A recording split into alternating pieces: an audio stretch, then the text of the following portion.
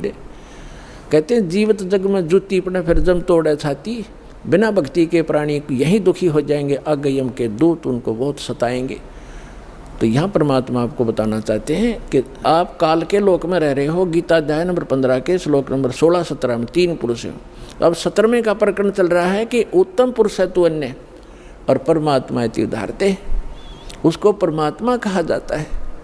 और ये लोग तेरे अविश्य विवर्ती जो तीनों लोकों में प्रवेश करके सबका धारण पोषण करता है, वो अव्यय ईश्वर है, वो है अविनाशी परमेश्वर, वो है अविनाशी भगवान, अविनाशी स्वामी। गीता अध्याय नंबर 15 के श्लोक नंबर 18 में ये बुद्धिहीन व्यक्ति जो नकली हैं वो ये कहते हैं कि रामपाल 15वें अध्याय के 18वें श्लोक के बारे में क्यों ना बोलता,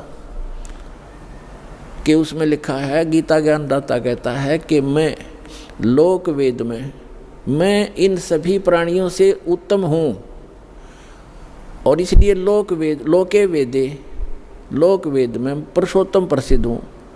तो इसका अर्थ ये है कि गीता ज्ञानदाता 21 ब्रह्मांड का स्वामी है और इसके अंतर्गत जितने प्राणी हैं इंक्लूडिंग ब्रह्मा विष्णु महेश से भी ये उत्तम है, श्रेष्ठ है, इनसे उत्तम है। इसलिए दंत कथा के आधार पर, लोक वेद के आधार पर मैं पुरुषोत्तम प्रसिद्ध हूँ, क्योंकि मैं इनसे उत्तम हूँ, श्रेष्ठ हूँ, तगड़ा हूँ, इसलिए मैं पुरुषोत्तम प्रसिद्ध हो रहा हूँ। लेकिन उत्तम पुरुष है तू अन्य 15वें अध्याय के 17वें श्लोक में उसने क्लियर कर दिया। तो पुण्यात्माओं, ये अज्ञानता का ही परिणाम होता है, जिसमें थोड़ा बहुत कचरा रह जाता है वैसे फसड़ कराया करे वो फिर कार्बोरेटर। तो इनमें थोड़ा ये दास चाहता है कि सारा सफाई कर दूं ताकि आपको कोई मिसगाइड ना कर सके।